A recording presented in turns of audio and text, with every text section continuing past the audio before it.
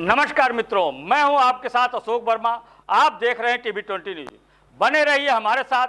अब खबरों की करते हैं शुरुआत। आजमगढ़ में कुंवर सिंह उद्यान पार्क में अनावश्यक रूप से व गलत स्थान पर नगर पालिका द्वारा बनवाए जा रहे शौचालय के निर्माण कार्य को रोकने हेतु आज भारत रक्षा दल के कार्यकर्ताओं ने मंडलायुक्त आजमगढ़ को ज्ञापन दिया। कार्यकर्ताओं ने मंडलायुक्त को ज्ञापन देने आए कार्यकर्ताओं ने कहा कि नगर पालिका द्वारा जनता के पैसे की बंदरबाट करने के लिए कुंवर सिंह उद्यान में गलत स्थान पर शौचालय का निर्माण कराया जा रहा है। इस संबंध में ईओ साहब अनुरोध करने के बाद भी नहीं सुन रहे हैं। कह रहे हैं कि यह काम नगर पालिका का है, नगर पालिका अपने मन से काम करेगी। कार्यकर्ताओं ने कहा नगर पालिका की काबिलियत सबके सामने है, जो है उसकी साफ सफाई तो हो नहीं पा रही है। पार्कों का विकास जनता के लोगों द्वारा किया जा रहा है, फिर भी इन्हें शर्म नहीं आ रही। अब इनकी मंशा पैसे की बंदरबांट की है, इसलिए ऐसे कई कार्य नगर पालिका द्वारा आनन फानन में कराए जा रहे हैं, जिससे जनता के पैसे का पूरा दुरुपयोग हो रहा है। और ईओ तो अपने आप को सबसे बड़ा मालिक समझ बैठे हैं, ठीक ढंग से बात भी नहीं कर रहे हैं और मनमानी पर उतारू हैं। इसकी पूरी जानकारी और जांच की मांग करने हेतु आज हम लोगों ने मंडल आयुक्त को मांग पत्र दिया, जिसे अपर आयुक्त ने लेते हुए कहा कि हम इस पर कार्रवाई करेंगे, जनता के पैसों का दुरुपयोग नहीं होने देंगे। ज्ञापन देने वालों में रविंद्र कुमार एडवोकेट, सुनील कुमार वर्मा, अमित कुमार गुप्ता, आशीष विश्वकर्मा, धर्मवीर शर्मा सहित तमाम लोग उपस्थित रहे। नेतृत्व जिला अध्यक्ष उमेश सिंह गुड्डू ने किया। आप अपना परिचय दें। मैं उमेश सिंह गुड्डू, जिलाध्यक्ष भारत रक्षा दल। आज आप यहाँ किस उद्देश्य से आप लोग आए हैं? आज हम लोग भारत रक्षा दल परिवार कमिश्नर साहब को ज्ञापन देने आए थे। वो कोर्ट में बैठ गए थे सर, तो हम लोगों ने अपर आयुक्त जी को ज्ञापन दिया। आप मैटर जानते ही होंगे, कुंवर सिंह उद्यान को लेकर भारत रक्षा दल परिवार आम जनता कितनी लड़ाई लड़ रही है। और वहाँ देखिए 2 शौचालय है और तीसरा शौचालय जहाँ बनाने जा रहे हैं बगल में योगा होता है, बगल में लोग टहलते हैं, बगल में सारे झूला वगैरह आम जनता और भारत रक्षा दल परिवार की तरफ से लगवाया गया है। लेकिन हम लोगों ने ईओ को ज्ञापन दिया तो ईओ ने बहुत ही तल्ख आवाज में कहा था कि नहीं बनेगा तो वहीं बनेगा। जानते ही हैं इस समय नगर पालिका कमीशन के चक्कर में अपना रोजी रोटी चला रहा है। आप वहाँ सौंदर्यीकरण कर दीजिए, पर्यावरण का बढ़ावा दीजिए, पेड़ पौधे लगा दीजिए, फूल लगा दीजिए, कुछ समाज के हित का काम करिए।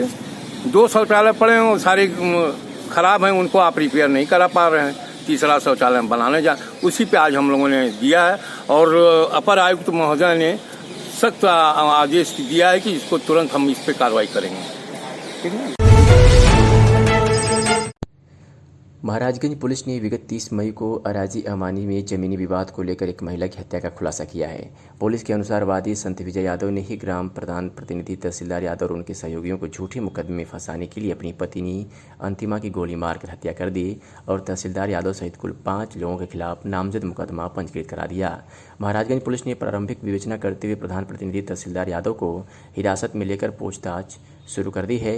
पुलिस ने बताया कि विगत कुछ दिनों पूर्व भी वादी संत विजय यादव ने अपने पिता को जान से मारने की नियत से गोली मारने का आरोप तहसीलदार यादव सहित 3 लोगों पर लगाते हुए तहरीर दी थी, जिसके आधार पर स्थानीय थाने में धारा 307 सहित अन्य धाराओं में मुकदमा पंजीकृत कर जांच में जुट गई थी कि उसके कुछ दिन बीते भी नहीं थे कि वादी ने तहसीलदार यादव और उनके सहयोगियों द्वारा उसकी पत्नी को गोली मारकर हत्या करने का आरोप लगाते हुए तहरीर दी। विगत कुछ ही दिनों में एक ही विवाद में 2 गोलीकांड ने पुलिस के होश उड़ा दिए और पुलिस पूरी तत्परता से छानबीन में जुट गई।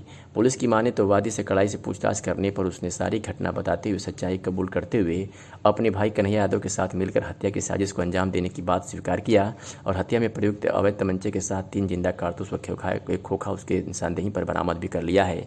महाराजगंज पुलिस ने आवश्यक विधिक कार्रवाई कर संत विजय और उसके भाई कन्हैया को न्यायालय भेज दिया है। मामले में सिद्धार्थ अपर पुलिस अधीक्षक ग्रामीण ने क्या कुछ कहा, आपको सुनवाते हैं। दिनांक 29/30 की रात में थाना महाराजगंज के अराजी अमानी गांव में यह सूचना मिली कि एक महिला की गोली मारकर हत्या कर दी गई है। इस पर पुलिस बल तत्काल मौके पर पहुंचा तो पाया गया कि एक महिला की गोली मारकर हत्या हुई है। इस संबंध में मृतका के पति संत विजय की तहरीर पर मुकदमा अपराध संख्या 203/22 धारा 302 452 120 बी IPC बनाम 5 नफर पंजीकृत किया गया था। इसकी विवेचना थाना प्रभारी महाराजगंज द्वारा प्रारंभ की गई तथा घटना के सही कारणों का पता लगाने का प्रयास किया गया। विवेचना में यह तथ्य प्रकाश में आया कि उक्त घटना संत विजय द्वारा स्वयं की गई है और घटनाक्रम कुछ इस प्रकार पाया गया कि दिनांक 22/5 को एक ज़मीन की पैमाइश हुई थी। पैमाइश का कारण यह था कि मृतका के पति संत विजय यादव के चाचा जयराम यादव द्वारा उक्त ज़मीन चंद्रशेखर यादव की सरहज आशा देवी और जरीना पत्नी मुनीर को बेची गई थी। चंद्रशेखर यादव ने आशा देवी की ज़मीन पर तो कब्जा करा दिया था, परंतु जरीना की ज़मीन पर कब्जा कराने पर संत विजय द्वारा आपत्ति की जा रही थी। 22/5 को उस ज़मीन की पैमाइश हुई, तो पैमाइश को व्यवधान डालने के लिए संत विजय द्वारा एक मुकदमा थाना महाराजगंज पर लिखाया गया 180/22, जिसमें यह दिखाया गया कि विपक्षी गण जो तहसीलदार ताखा जो मुनीर का लड़का था द्वारा इनके साथ मारपीट की गई।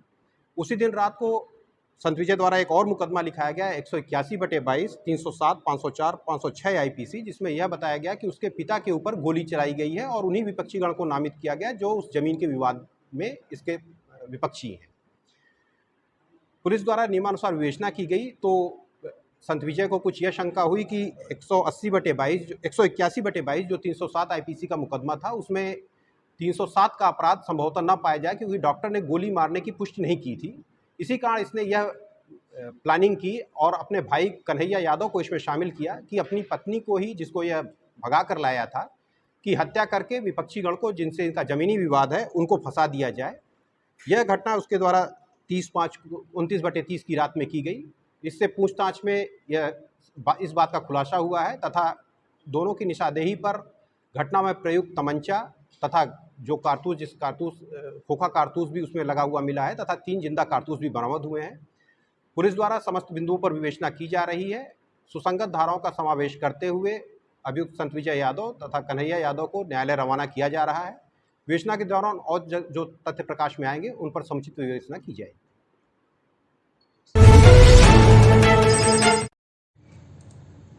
तत्कालीन जिलाधिकारी शिवाकांत द्विवेदी के नेतृत्व में शुरू हुए तमसा महाअभियान की आज चौथी वर्षगांठ सैकड़ों लोगों की उपस्थिति की शहर के सम्राट नागरिकों, व्यापारियों, समाजसेवियों तथा पर्यावरण प्रेमियों ने उत्साहपूर्वक मनाया।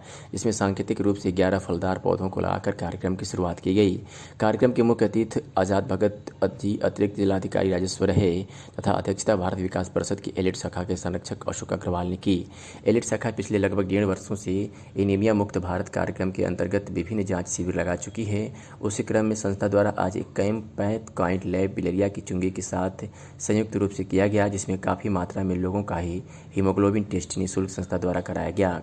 संस्था के सदस्य मान्यवर शोरूम सिविल लाइन के प्रोप्राइटर पंकज अग्रवाल के पुत्र प्रतीक अग्रवाल ने अपने जन्मदिन के अवसर पर 4 पौधे, 2 आम और 2 जामुन के भी लगाए और लोगों से अनुरोध भी किया कि आप लोग भी अपने जन्मदिन तथा अन्य शुभ अवसरों पर पौधे लगाएं व उनकी देखभाल भी करें। उपस्थित लोगों के लिए संस्था द्वारा मिष्ठान, जूस, चाय आदि की व्यवस्था भी की गई थी। इस अवसर पर तमसा परिवार, भारत विकास परिषद, अभिभावक महासंघ, प्रयास सामाजिक संगठन, भारत रक्षा दल, शिक्षक महासंघ, बेटी बेटा क्लब आदि संस्थाओं के सदस्य उपस्थित रहे।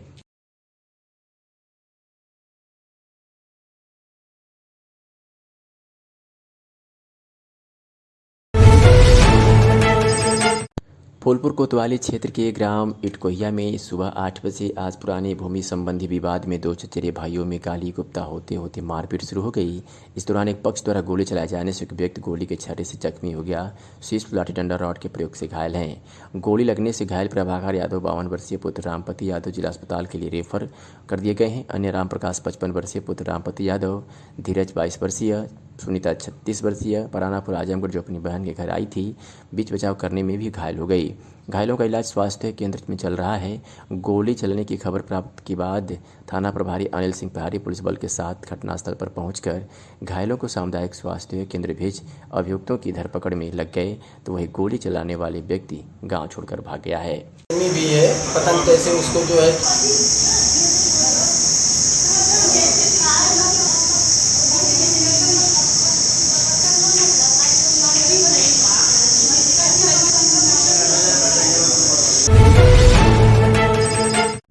अयोध्या से खबर है, जहां नहर के रावनोपाली चौकी क्षेत्र स्थित श्रीरामपुरम कॉलोनी निवासी महिला अध्यापिका सुप्रिया वर्मा के घर में ही दिन दहाड़े हुई हत्या से शहर सहम गया।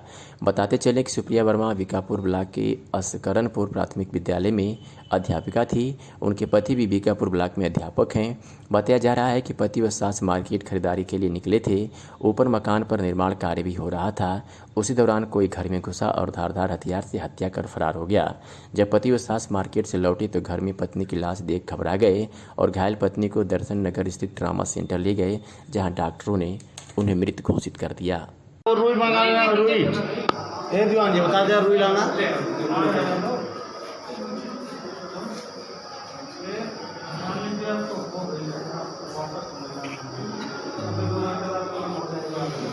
जा पटवाइए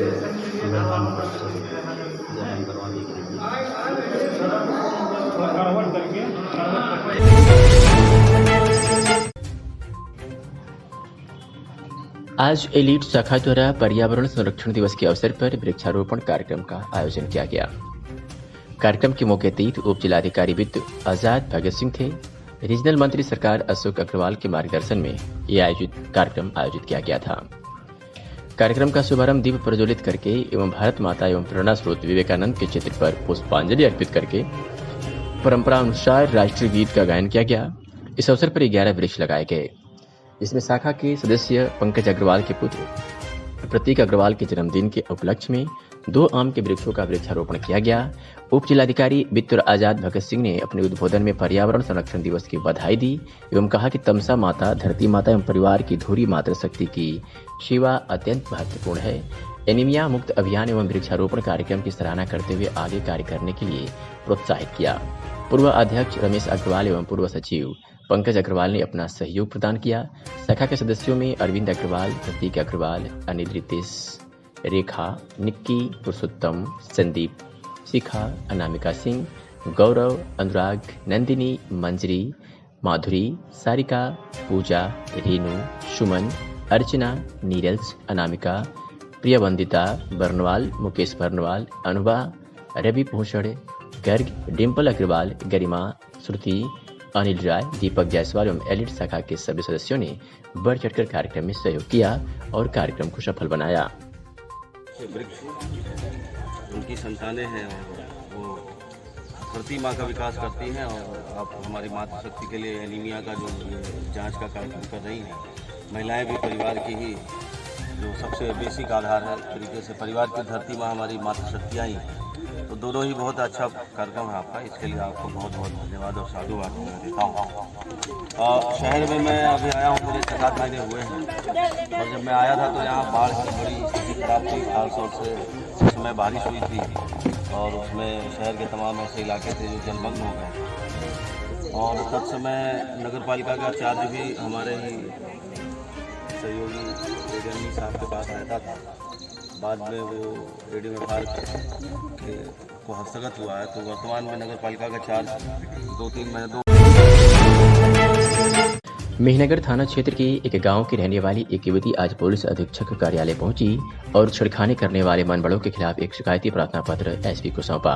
पीड़िता ने गांव के 4 मनबड़े युवकों पर आरोप लगाते हुए मीडिया को बताया कि वे मेहंदी की रस्म में शामिल हो बीते 27 मई की रात 2 बजे घर लौट रही थी। इसी दौरान गांव के 4 मनबड़े युवक उसे सड़क से दूर खेत में खींच ले गए और उसके साथ जोर जबरदस्ती करने लगे। उसने बताया कि मैंने जब विरोध किया तो लड़कों ने मेरे साथ मारपीट की। शोर मचाने पर सभी भाग गए तथा कुछ देर बाद पुनः गुलबंद हो वापस आए और धमकी दी।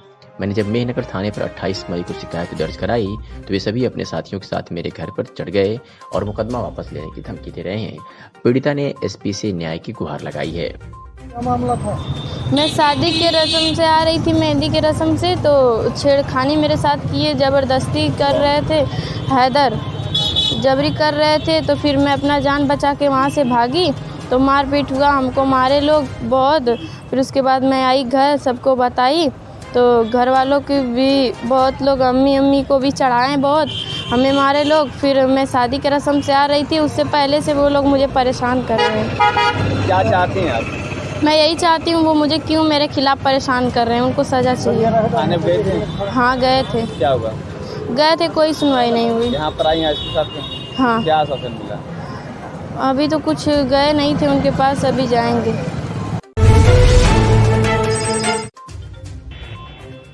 जिलाधिकारी आजमगढ़ विशाल भारद्वाज की अध्यक्षता में कलेक्ट्रेट सभागार में 69 आजमगढ़ लोकसभा निर्वाचन क्षेत्र के उप निर्वाचन 2022 की समीक्षा बैठक की गई।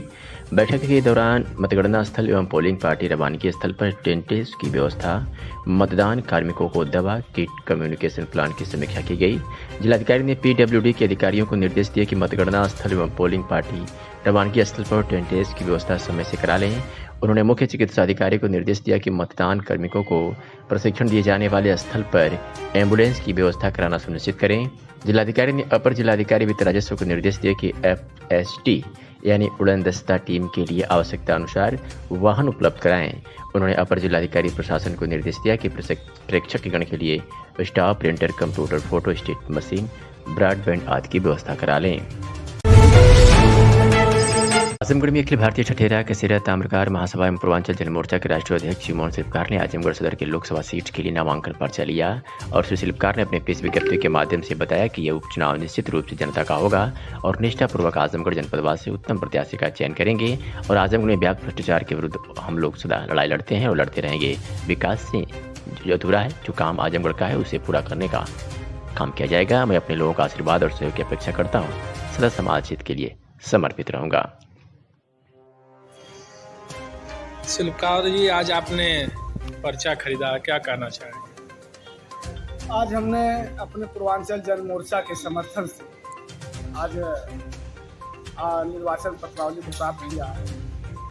चुनाव लड़ने का पूरा उद्देश्य हमारा ये है कि जो आजमगढ़ जनपद के सम्मान की लड़ाई लड़ी जाए। कई वर्षों से, कई चुनावों से आजमगढ़ के अलग अलग जनपदों से, अन्य जिलों से लोग आकर चुनाव लड़कर जीतते हैं, लेकिन आज आजमगढ़ की जनता बार बार गुमराह हो रही है और उससे गुमराह न हो पाए, इसलिए हम चुनाव मैदान में। क्या मुद्दे होंगे आजमगढ़ को लेकर? आजमगढ़ के मुद्दे में जो भ्रष्टाचार का मुद्दा सबसे बड़ा है, जहाँ पे जनता की आवश्यकता वहाँ पूर्ति नहीं हो पा रही है और यहाँ के जो व्यवस्था पूरी तरह बिगड़ी पर है और जनता के विकास का सर्वप्रथम मुद्दा होगा। भाईचारा कायम होगा, शांति व्यवस्था होगा और सबको अपने उद्देश्यों की प्राप्ति की लड़ाई लड़ी जाए। आजमगढ़ सपा का गढ़ माना जाता है, क्या कहेंगे? सपा का गढ़ अब शायद समाप्त हो चुका है, कहने से नहीं हो पाएगा। कहीं न कहीं अखिलेश यादव डर गए हैं, जो अपने मूल प्रत्याशियों को न लड़ाकर कहीं और को लड़ाना चाह रहे हैं, जिससे निश्चित रूप से साफ हो गया है कि समाजवादी पार्टी की जड़ें हिल चुकी हैं। आजमगढ़ के सगड़ी जीनपुर कोतवाली क्षेत्र में शुक्रवार को प्राथमिक स्वास्थ्य केंद्र अजमतगढ़ के डॉक्टरों के द्वारा पुलिसकर्मियों को रोड साइड एक्सीडेंट की जानकारी देते हुए प्रशिक्षण दिया गया, जिसमें गोल्डन हावर रोड साइड की महत्वपूर्ण जानकारी की बारीकियों को डॉक्टरों द्वारा समस्त पुलिसकर्मियों को बताया गया। जहां उन्होंने बताया कि सड़क दुर्घटना के दौरान मरीज को अस्पताल ले जाने में कितना अधिक से अधिक समय लगेगा, उतना मरीज के बचने की संभावना कम होती जाएगी। इसकी जानकारी देते हुए डॉक्टर प्रदीप कुमार प्रभारी चिकित्सा अधिकारी अजमतगढ़ ने कहा कि जिस समय सड़क दुर्घटना होती है उस समय मरीज की हालत काफी नाजुक स्थिति में होती है। ऐसे मरीज को शुरू के 1 घंटे तक प्रथम ट्रीटमेंट देना अति महत्वपूर्ण है, जिससे कि उसकी जान बचाने की संभावना को बढ़ाया जा सके। इस दौरान अगर मरीज की हालत काफी खराब है और अस्पताल ले जाने में उसको काफी समय लगेगा तो ऐसे में मरीज को बचाने की संभावना कम हो जाएगी। उन्होंने कहा कि दुर्घटना के दौरान सर्वप्रथम गोल्डन हावर के तहत उस प्राथमिक उपचार तत्काल मुहैया कराया जाना चाहिए और मौके पर पहुंचकर 108 नंबर एम्बुलेंस को तत्काल पहुंचकर कॉल करें और उनसे यह भी कहें कि वह मौके पर तत्काल पहुंचे, जिससे कि मरीज को अस्पताल तक पहुंचाया जा सके। ऊपर से एक्सीडेंट के दौरान मरीज को यदि सांस लेने में दिक्कत हो रही है तो उसकी छाती पर पंपिंग किया जाए, जिससे कि उसकी सांस खुल सके और यदि उसमें भी काम ना चले तो मरीज को मुंह के द्वारा भाप दिया जाए।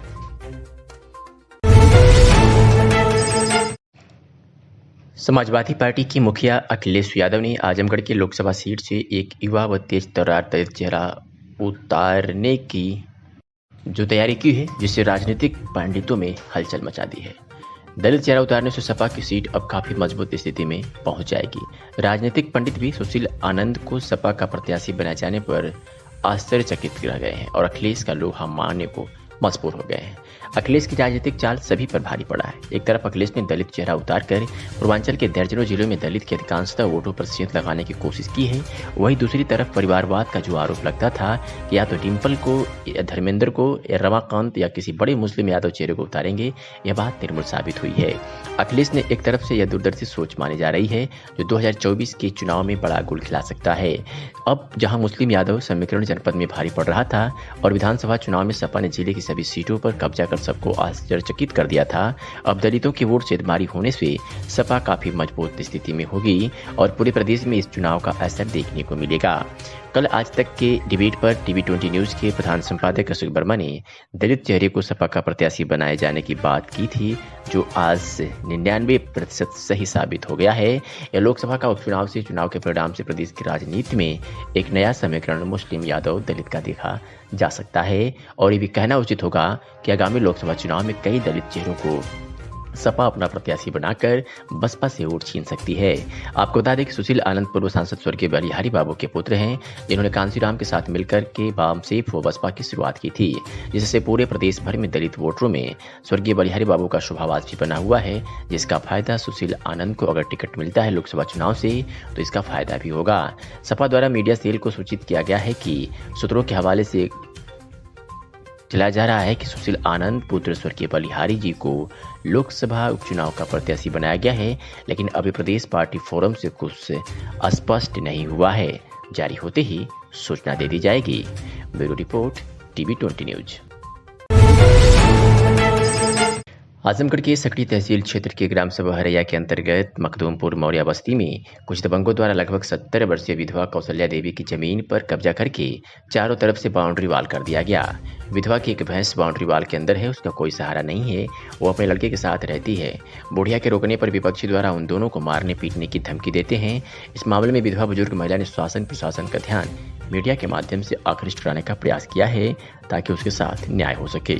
नाम हो दादी? हमार नाम कुशला है। अच्छा, का समस्या है? वह बाबू हमार वह देवाल अब पानी ना बहवाला रास्ता इधर रहले पहले तो रनिया रास्ता हम यह देख ले रही ना देखते। क्या मतलब कौन लोग जमीन आपका कब्जा कर रहे हैं? मास्टर रामदास। अच्छा, कौन सा ग्राम सभा पड़ेगा आपका? हरैया। अच्छा, क्या